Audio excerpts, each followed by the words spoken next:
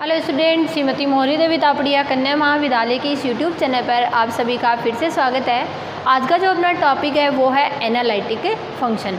आज की वीडियो में अपन एनालिटिक फंक्शन के बारे में डिस्कशन करेंगे कि एनालिटिक फंक्शन होता क्या है, इसको अपन किस तरह से डिफाइन करते हैं, इसके लिए अपनी क्या कंडीशन रहती है। प्रीवियस वीडियो में अपन ने डिफरेंशिएबिलिटी के लिए जो चीज़ें थी उन सब को देख लिया था। कंटिन्यूटी क्या थी, उसके लिए जो सारी चीज़ें थी वो अपन डिस्कस कर चुके हैं कि किस तरह से अपना जो कोई भी अपना कॉम्प्लेक्स फंक्शन होता है वो क्या होता है, डिफरेंशिएबल होता है, किस केस में ये इसकी लिमिट अपने को फाइंड आउट होती है। ये सारी चीज़ें जो है वो अपन प्रीवियस वीडियोस में देख चुके हैं। अब जो है वो अपन यहाँ पे बात करेंगे एनालिटिक फंक्शन। ये जो एनालिटिक फंक्शन होता है हिंदी में इसको बोलते हैं विश्लेषिक फलन। ठीक है, अब ये जो विश्लेषिक फलन होता है इसके लिए क्या प्रॉपर्टी रहती है। सबसे पहले तो मैं आपको ये बताना चाहूँगी एनालिटिक फंक्शन जो होता है वो कॉम्प्लेक्स फंक्शन के लिए ही डिफाइन। कॉम्प्लेक्स फंक्शन कोई भी अपना जो कॉम्प्लेक्स फंक्शन होता है वो एनालिटिक फंक्शन कब डिफाइन होगा, इसके लिए कंडीशन होती है डिफरेंशिएबिलिटी के लिए। ठीक है, जो डिफरेंशिएबिलिटी की कंडीशन होती है उसी की हेल्प से अपन इस फलन को क्या करते हैं, डिफाइन करते हैं। तो सबसे पहले अपन बात करेंगे विश्लेषिक फलन।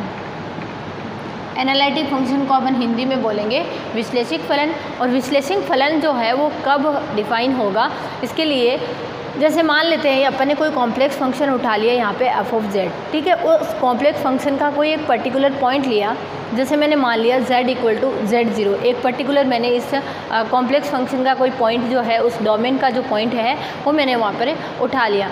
अब उस पॉइंट के अगर नेबरहुड के अंदर जो मेरा फलन है वो क्या है, वहाँ पर डिफरेंशिएबल यानी अवकलनीय है, देन उस केस में मैं कह सकूँगी कि मेरा फलन जो है वो कैसा होगा, मेरा एनालिटिक होगा। कहने का मतलब है जिस भी डोमेन में आप उस फंक्शन को डिफाइन कर रहे हो उसके प्रत्येक बिंदु पर वो अगर अवकलनीय होता है देन उस केस में अपन उस फलन को क्या बोल सकते हैं, विश्लेषिक फलन जो है वो यहाँ पर बोल सकते हैं। तो मैं अगर लिखना चाहूँ डेफिनेशन तो किस तरह से लिखेंगे, फलन है f ऑफ z विश्लेषिक फलन है, विश्लेषिक फलन है कहलाता है यदि प्रांत के प्रत्येक बिंदु पर ये कैसा हो, मेरा अवकलनीय हो। यदि प्रांत के जिस भी प्रांत पर ये अपना परिभाषित किया गया है, जैसे मान लो अभी ये जो मेरा फलन f ऑफ z है ये प्रांत d पर, डोमेन d पर जो है वो परिभाषित है, तो उस डोमेन d का जितने भी पॉइंट्स उसके अंदर कंटेन करेंगे उन सभी पॉइंट्स पर ये मेरा कैसा होना चाहिए, अवकलनीय होना चाहिए, डिफरेंशिएबल होना चाहिए। देन उसी केस में अपन इसको क्या बोलेंगे, यहाँ पे विश्लेषिक फलन बोलेंगे। क्लियर है। तो प्रांत के सभी बिंदुओं पर, या ऐसे लिख सकते हैं प्रांत के प्रत्येक बिंदु पर, प्रांत के प्रत्येक बिंदु पर फलन अवकलनीय, फलन अगर अवकलनीय हो तभी अपन उसको क्या बोलेंगे, विश्लेषिक फलन बोल सकेंगे। ठीक है, उस प्रांत के सभी पॉइंट्स पर फलन मेरा अगर डिफरेंशिएबल होगा तो उसको क्या बोलेंगे, उस फलन को जो है उस डोमेन डी पर क्या बोलेंगे, अपन विश्लेषिक फलन बोल सकेंगे। अब देखो इस विश्लेषिक फलन को अपन एक और नाम से जानते हैं, विश्लेषिक फलन को होलोमॉर्फिक। ठीक है, इसका दूसरा जो नाम है वो क्या रहेगा अपना, होलोमॉर्फिक फलन के नाम से भी जाना जाता है।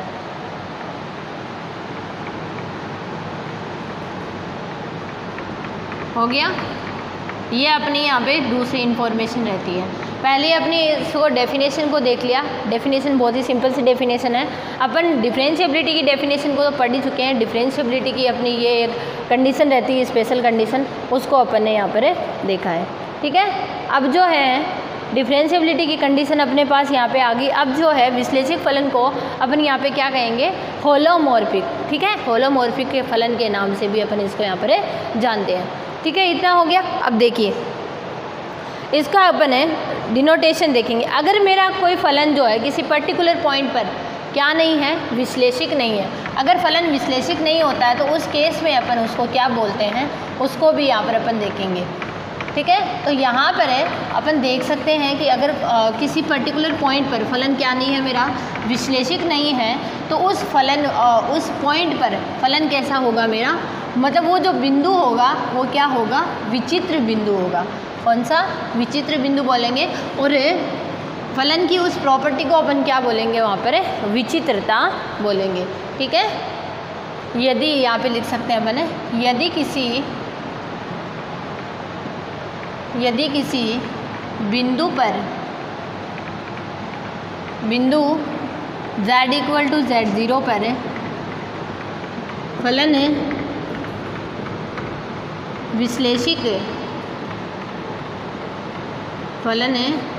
विश्लेषिक नहीं है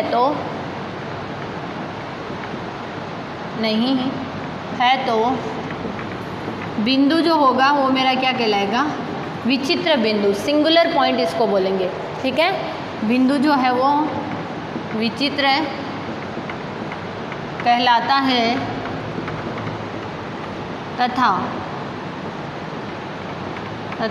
फलन को अगर अपन यहाँ पे बोलना चाहें तो क्या बोलेंगे, विचित्रता बोलेंगे। तथा इसे f(z) की विचित्रता यानी सिंगुलरिटी, विचित्रता कहते हैं। ठीक है, ये अपना यहाँ पर टॉपिक जो है वो इस तरह से रहता है एनालिटिक फंक्शन के लिए। अब इसको अपन कुछ एग्जांपल की हेल्प से समझेंगे कि किस केस में ये अपना जो है फलन, जैसे कुछ एग्जांपल लेंगे और इसके अंदर देखेंगे कि अपना ये जो फलन है वो कौन से पॉइंट पर विश्लेषिक नहीं हो सकता। इस तरह की कुछ कंडीशंस जो है उनको यहाँ पर अपन देखेंगे। तो कुछ एग्जाम्पल की हेल्प से समझते हैं कि उसमें क्या रीज़न होगा कि मेरा फलन जो है वो यहाँ पर विश्लेषिक नहीं होगा। विश्लेषिक देखने के लिए अपन जो सफिशिएंट और उसकी कंडीशंस होती है, नेसेसरी और सफिशिएंट कंडीशन, उनको अपन नेक्स्ट वीडियोस के अंदर देखेंगे। उनके पूरे प्रूफ जो होते हैं वो मैं आपको करवाऊंगी वहाँ पे, नेसेसरी और सफिशिएंट कंडीशन के लिए। ठीक है, अब देखिए यहाँ पे अपन एक एग्जांपल लेते हैं। एग्जांपल्स अलग अलग टाइप के एग्जांपल लेते हैं। जैसे मैंने पहला एग्जांपल लिया यहाँ पे f(z), जैसे मैंने लिया यहाँ पे ले लिया मैंने z²। तो अपन ने z² के लिए देखा था कि मेरा z की पावर n जो होता है, z की पावर n वाला जो है एग्जाम्पल मैंने आपको करवाया था। ठीक है, तो इसमें क्या था, क्या z की पावर n के लिए है, मतलब n के प्रत्येक बिंदु पर n का मान जैसे जैसे चेंज करेंगे अपना फलन क्या होगा, वहाँ पर यूनिक वैल्यू फाइंड आउट हो रही है। इसका मतलब जो मेरा फलन है वो कैसा होगा, विश्लेषिकी होगा। n के प्रत्येक मान के लिए वो फलन कैसा था, अवकलनीय था, और अवकलनीय है तो ये क्या होगा मेरा विश्लेषिक। तो ये तो प्रत्येक बिंदु पर क्या है, अवकलनीय है, प्रत्येक बिंदु पर अवकलनीय है, अतः विश्लेषिक होगा। ठीक है, ये एक अपने सिंपल से यहाँ पर है, देख सकते हैं एग्जाम्पल। और जो है एग्जाम्पल अपन इस तरह के लेते हैं, जैसे मान लो मैंने लिया यहाँ पे अगला फलन ले लिया, जैसे मान लो f(z) = z/1 - z। इस तरह का मेरा कोई फलन जो है वो यहाँ पर डिफाइन है। तो अपन यहाँ पे देख पा रहे हैं जैसे ही मैं z = 1 रखूँगी इस फलन के अंदर, तो मेरा फलन क्या हो जाएगा, इनफाइनाइट की तरफ टेंड कर जाएगा। यानी उस कंडीशन में ये मेरा फलन जो है वो परिभाषित नहीं होगा, और परिभाषित नहीं होगा तो अवकलनीय भी नहीं होगा। इसकी जो लिमिट है वो अपन डिफाइन नहीं कर पाएंगे, तो ये जो है वो मेरा क्या नहीं होगा, अवकलनीय नहीं होगा। तो यहाँ पर लिख सकते हैं z = 1 पर है अवकलनीय नहीं है,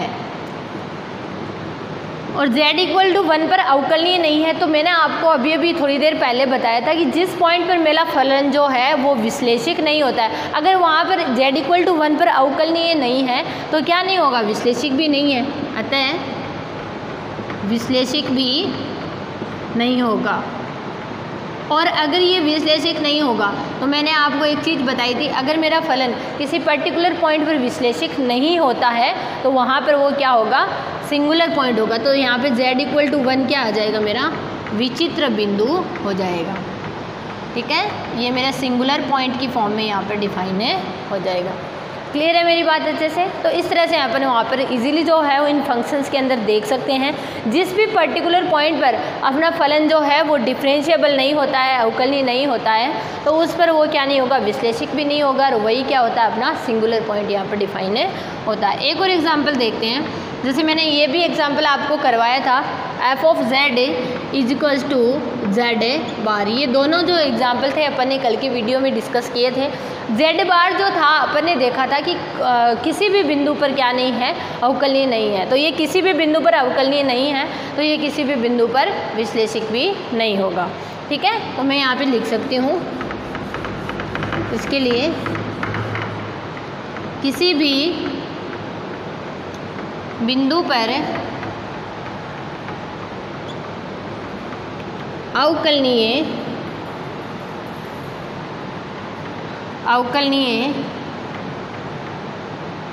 नहीं है,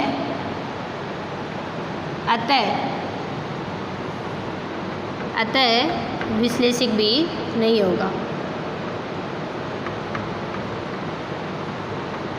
ये किसी भी पॉइंट पर क्या नहीं होगा, मेरा विश्लेषक नहीं होगा। क्लियर है मेरी बात अच्छे से? तो इस तरह अपन यहाँ पर इजीली जो है वो इस चीज़ को देख सकते हैं। तो ये अपना सिंपल सा अपना डिस्कशन था विश्लेषक फलन के बारे में, एनालिटिक फंक्शन के बारे में। कोई मेरा फलन जो है वो एनालिटिक कब होता है, अगर वो उस पर्टिकुलर पॉइंट पर क्या होता है, या पर्टिकुलर डोमेन के अंदर क्या होता है। अगर डोमेन के अंदर अपन यहाँ पे विश्लेषक होने की बात करें तो डोमेन के एवरी पॉइंट पर वो क्या होना चाहिए, डिफरेंशिएबल होना चाहिए। और किसी पर्टिकुलर पॉइंट की बात की जाए तो उस पॉइंट पर वो क्या होना चाहिए, डिफरेंशिएबल होना चाहिए। ये अपना थोड़ा सा जो है वो जनरल डिफरेंस से रहता है। तो इस तरह से अपन यहाँ पे देख सकते हैं कि कौन सा फलन जो है वो मेरा विश्लेषक होगा और कौन सा फलन नहीं होगा। इसको अपन ने एग्जाम्पल की हेल्प से भी यहाँ पर देख लिया। अब कल जो है वो अपन इसकी नेसेसरी कंडीशन और सफिशिएंट कंडीशन के बारे में देखेंगे कि इनकी नेसेसरी और सफिशिएंट कंडीशन किस तरह से डिफाइन होती है। ये बहुत ही इंपॉर्टेंट टॉपिक है। आगे की जो पूरी आपकी कॉम्प्लेक्स एनालिसिस है वो इसी पर बेस्ड है। तो आप ये बिल्कुल बेसिक से इसको अच्छे से समझिएगा, और कुछ भी नहीं समझ में आता है तो आप मेरे साथ शेयर कीजिएगा। Thank you so much.